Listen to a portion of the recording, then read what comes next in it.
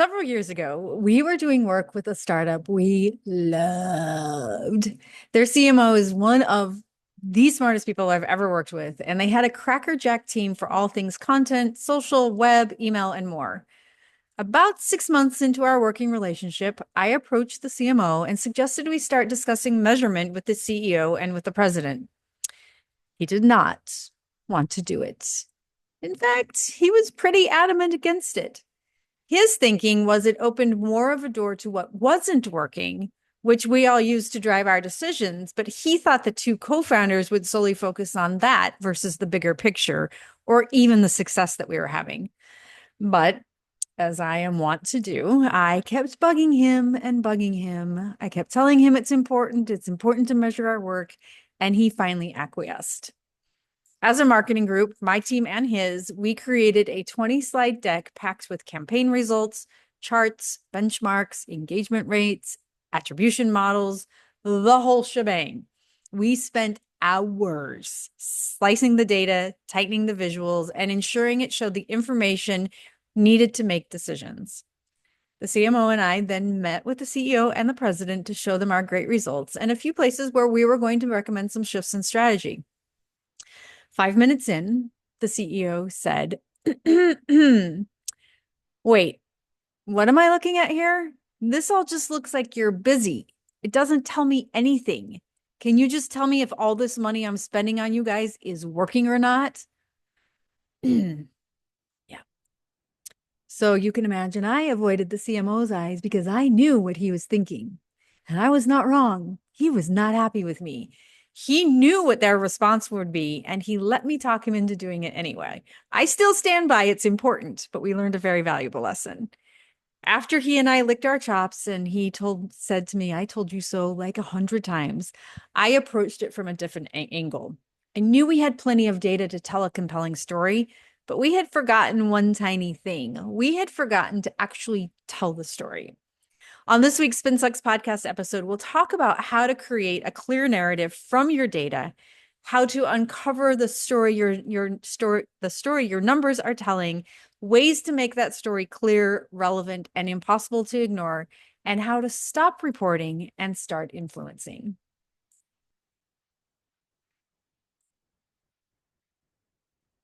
Welcome back to the SpinSucks podcast. I'm Gini Dietrich. That moment with our client is a perfect example of a widespread problem marketers have. They're swimming in data, but we haven't been taught how to translate it into decisions. We know how to report, we know how to measure, we have dashboards and decks and beautifully designed campaign wrap-ups. But what we don't always know how to do is bridge the gap between all of that activity and what the business actually cares about. Are we making progress toward our goals? What should we keep doing, stop doing, or do differently? Is this worth the money we're spending? Without a clear narrative, executives default to one of two reactions. They completely zone out because they don't see the relevance, or they zero in on the negative because that's the only actionable thing they can find. And zeroing in on the negative is exactly what our client did. Wah, wah. Neither of those outcomes helps marketing earn trust, budget, or influence. To close this gap, we have to move from presenting metrics to telling stories. Stories that start with a business question, not a data point. Stories that frame the insight, not just the activity. We want to show that we're moving the business forward. We're not just busy. Stories that guide next steps instead of overwhelming people with every possible detail. Stories that, you're actually good at creating because you spend all of your days doing that for other stakeholders. If you don't tell the story, someone else will, like in the case of our client, and chances are they're going to miss the nuance, they'll overlook the success, and they'll make decisions based on their gut instead of your data. In most cases, execs don't ignore your work. They process information completely differently than you do. It's not that they don't care about click-through rates or brand sentiment or funnel velocity. It's that they don't have the time or the mental bandwidth to translate those metrics into meaning. And frankly, it's not their job to do that. It's yours. When you present data, they're scanning for a few things. Are we on track to meet our goals? Is this investment delivering real business value? What decisions do I need to make right now? And what happens if I don't? And is there anywhere we can save money? They're looking for headlines, not play by plays. They want a story that says, this is what's working, this is what's not, and here's what we recommend doing next. So think of it this way. You're deep in the weeds. You're outside, you're pruning, and you're watering your plants. Executives are flying over your yard in a helicopter trying to spot signs of wildfires. If you stop them and show them a flower, reach up and say, look at this flower, isn't it beautiful? They have no idea what they're looking at. And most times they don't care. Yes, it's a beautiful flower, but it's only one in their mind. And because you pulled it out of the ground, it's going to die in a few days, right? So this is how they're thinking. It gets even trickier. They won't always ask the right questions out loud, but I'm going to tell you right now here's what they're thinking. What's the opportunity cost of this initiative? How does this move the needle on revenue, margin, or retention? What risks are we not seeing? Is this team focused on the right things? Why are we focused on X instead of on Y? So when you're working to build the narrative around your data, ask yourself, am I answering the questions they haven't asked out loud yet? Or am I just showing them what I worked on? Am I just showing them how busy we are? Am I just showing them the activity? When you frame your narrative through that executive lens, everything changes. They stop seeing marketing as a cost center and start seeing it as a strategic driver. They start picking apart your charts and start leaning in with follow-up questions that matter. You stop defending your budget and start shaping the conversation. If you're thinking, wow, Jen, this is a lot to take in, you're not wrong. So far, we've covered why reporting alone is not enough, how to bridge the gap between your dashboards and the decisions executives need to make, and how to frame your narrative through the lens of what they actually care about. When you understand how executives think and you tailor your story accordingly, you don't just report on what happened, you start to influence what happens next. In just a few minutes, I'll be back to talk you through how to find the real story in your data. I'll be right back.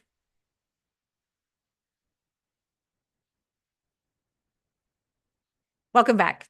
Before the break, we talked about how marketers often fall into the trap of reporting metrics instead of telling a story. We looked at how executives process information, what questions they're silently asking, and how we can shape our narrative to make our work not just visible, but valuable. Now let's discuss how to look beyond the obvious metrics, how to identify patterns, anomalies, and meaningful context, and how to uncover the why behind your numbers. The first thing you want to do, of course, is find the story in your data. Now you know what questions they're asking, but they're not asking, but definitely thinking. And now you know how to frame your narrative through that executive lens. With that, it's time to pull together your dashboards, your spreadsheets, your reports, and your campaign metrics and start to build your story. This is where almost every one of us gets stuck, myself included. We either throw all of the data into a deck or a spreadsheet and hope the meaning will magically surface, or we cherry pick a few feel-good numbers and hope no one asks follow-up questions. But if you want to build your story with your executive or client in mind, you actually have to spend the time to go deeper. The first, maybe most obvious thing is to look beyond the vanity metrics. So look beyond the open rates, impressions, bounce rates, and click-through rates. These are helpful for you and your team because they'll help you determine what works and what doesn't work. But they're the very tip of that iceberg. They're not what you'll present to leadership. When you see those numbers, ask yourself, what changed before and after this specific campaign? What's trending up? What's trending down? What's staying flat over time? Where are the outliers? What's behaving unexpectedly? Sometimes the most compelling stories live in the data we usually skip past. Next, you want to find patterns, especially ones that tie to strategic goals. So a spike in engagement might be interesting, but a consistent upward trend across multiple channels, that's a story. Likewise, anomalies matter, right? So if something unexpected happened, don't gloss over it. Ask yourself, why did this suddenly drop? What could explain this change in behavior? Is this a one-time blip or the start of a larger shift? A really good example of this is back in the day, everyone left all sorts of blog comments, and they were comments you could read because they were from your peers and colleagues, not angry trolls. During the pandemic, though, that dropped significantly and then all but stopped entirely. As it was happening, I remember asking myself what was going on. It turned out that the bigger trend was that people were opting for private communities because their bosses, who were suddenly monitoring where they spent their online time because they didn't see them in person, were coming down on them for leaving blog comments or public comments. So, as we were advising clients who were concerned no one was reading their content anymore, we recommended launching private places like the SpinSucks community for their people to hang out. Your job is to find the signal in the noise and then explain what that signal means in the context of the business. Raw numbers are meaningless without context. A 12% increase in demo requests might sound great unless the sales team can't handle the volume, or unless last year's increase was 40%. When you share data points, you want to make sure you add the context. Compared to what? Over what time period? In response to what inputs? Relative to which goal? This transfers what happened into what it means and sets you up to tell a stronger, more strategic story. And don't stop at what happened. Dig and dig until you understand why it happened. Ask questions like, what action or inaction drove this result? Was this part of a trend or a reaction to something new? Did this perform differently for different audiences or channels?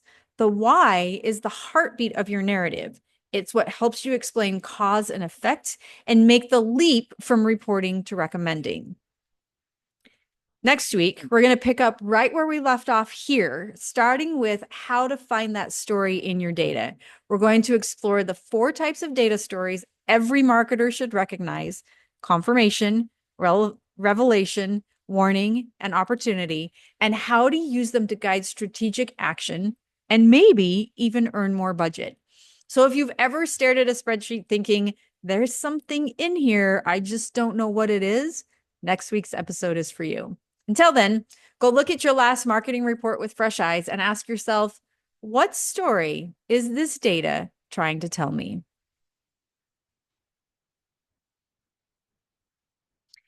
If you want to learn more about measurement, join us in the SpinSucks community. It's a great place to get advice, brainstorm ideas, and build real relationships with your peers. You can find us at spinsucks.com/spin-sucks-community. That's spinsucks.com/spin-sucks-community. I hope to see you there. And if not, I'll see you right back here next week. The peso model is a registered trademark of SpinSucks.